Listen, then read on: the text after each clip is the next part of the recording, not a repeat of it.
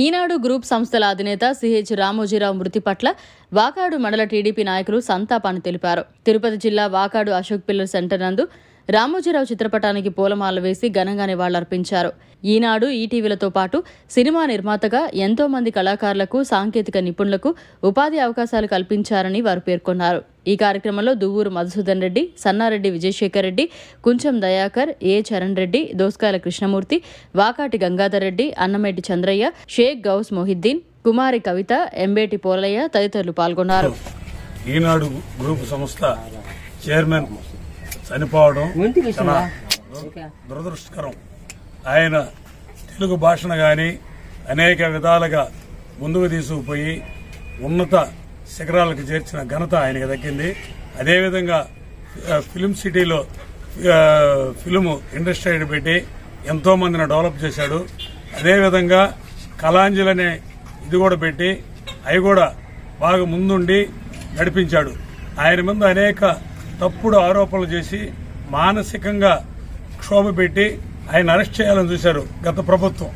కానీ ఆయన ఏమి చేయలేకపోయారు. రాజశేఖర టైంలో కూడా ఆయన మీద ఎన్నో నిందలు మోపారు. మార్గదర్శిలో అవినీతి జరిగింది అదేదని. ఏ ఒక్కడు మార్గదర్శిలో చీటీలు కట్టినోళ్ళు మాకు డబ్బులు రాలేదు అని చెప్పినోళ్ళు లేదు. కానీ ఆ రోజు రాజశేఖర రెడ్డి ఇబ్బంది పెట్టాడు. ఈ రోజు జగన్మోహన్ రెడ్డి మానసికంగా ఆయన్ని చాలా కుంచేశాడు. కానీ ఆయన ఎక్కడా జంకలేదు. ఎందుకంటే అవినీతి చేయలేదు కాబట్టి.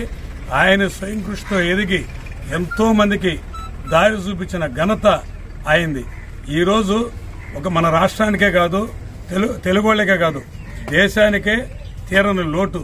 ఆయన మరణానికి మనందరం ఒక్క నిమిషం మౌనం పాటిస్తూ శ్రద్ధాంజలి ఘటిస్తాం.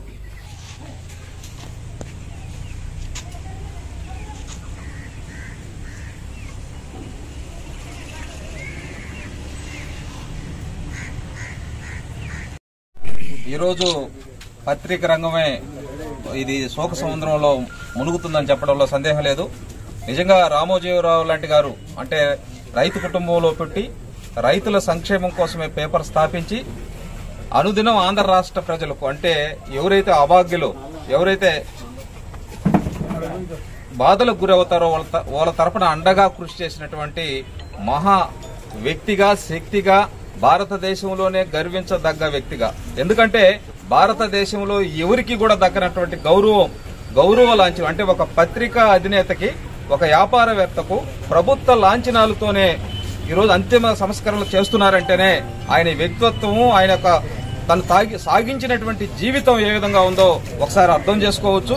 అంచెలంచెలుగా రైతు కుటుంబంలో పుట్టినటువంటి ఒక వ్యక్తి భారతదేశంలో అనేక వేల మందికి జీవన ఉపాధి కల్పించడమే కాదు, మనిషి ఎంత నీతిగా బతకాలి అనే ఒక మార్గాన్ని చూపించినటువంటి మహోన్నతమైనటువంటి వ్యక్తి రామోజీరావు గారని చెప్పడంలో సందేహం లేదు.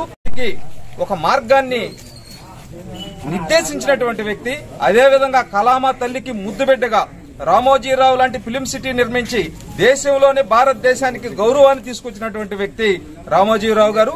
పత్రికా రంగమే కాదు, వ్యాపార రంగమే కాదు, ఏ రంగంలో అడుగుపెట్టినా ఆయనకంటూ ప్రత్యేక స్థానాన్ని నిర్మించుకున్నటువంటి వ్యక్తి రామోజీరావు గారిని ఈ సందర్భంగా తెలియజేస్తున్నాం. ఆయన లేని లోటు అది ఆంధ్రప్రదేశ్కే కాదు, తెలుగు బిడ్డలకే కాదు, భారతదేశం మొత్తం కూడా తీరన లోటని ఈ సందర్భంగా తెలియజేస్తూ ఆయనకి ఘనమైనటువంటి నివాళులు తెలియజేస్తున్నాం. మరిన్ని అప్డేట్స్ కోసం మన HN9 టీవీ ఛానల్ ని సబ్స్క్రైబ్ చేసుకోండి.